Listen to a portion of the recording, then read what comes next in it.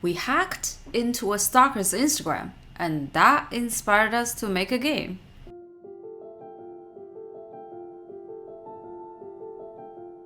Welcome to the devlog for the indie game keyword A Spider's Thread.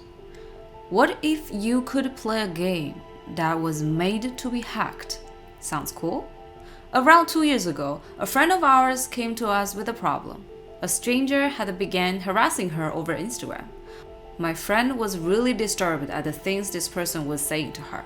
Since the tech lead and I are both programmers, she asked us if we could find out who they were. Although our focus at the time was on machine learning, which is far cry from information security, we were so angry for her, so we decided to try. After she gave us more account information, we eventually uncovered the stalker's identity using hacker techniques, like password retrieval and social engineering. Now, we clearly don't advocate hacking into other people's accounts, but we did find the whole process really interesting. It occurred to us that this could be a great idea for a game. Let's make a game and let everyone hack the hell out of it. After more than 2 years of hard work, we are finally here. Welcome to keyword A Spider's Thread. Before we made keyword, we were already avid puzzle game players. Our favorites including The Return of the Obra Dinn and The Witness. What we loved about these games were how well crafted the logical puzzles are. There are not many games on the market that feature logical deduction. Some games make you think you are using logic to win, but in reality, they've already worked out the story for you. Your job as a player is simply to look everywhere instead of using any logical reasoning. For example, let's take a look at room escape games. In a typical escape room, the final puzzle is usually a number lock.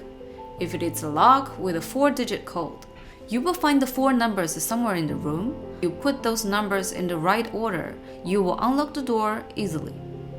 There is usually no connection between this puzzle and the story logic. This happens in other games too. A game might ask you a question and then give you 4 options to choose from.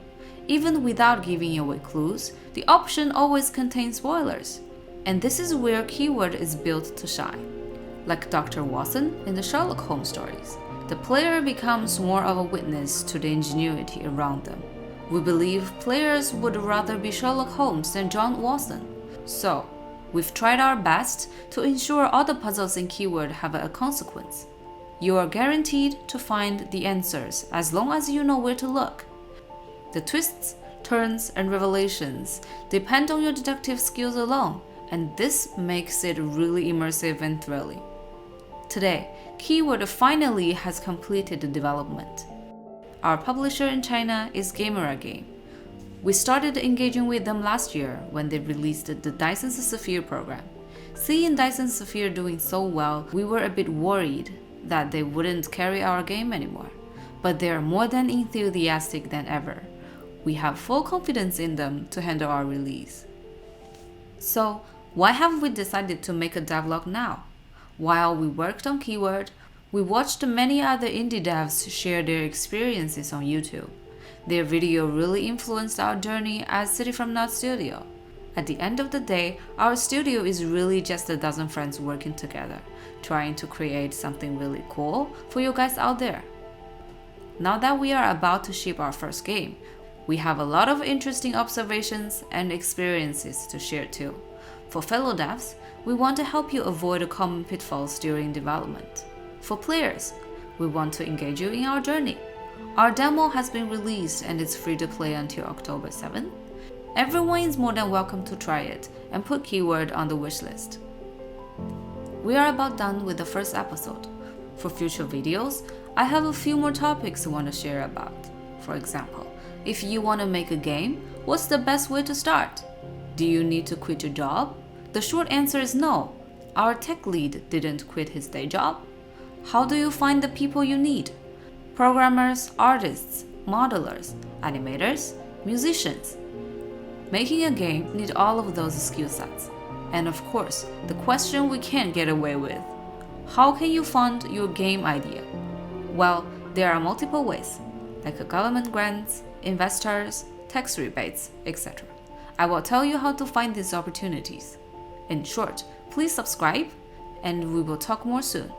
If you want to talk to our team or find other detectives to talk around, don't forget to follow our socials and join our official Discord. Link is in the description. That's all for today. I'm Salah, and I will see you later.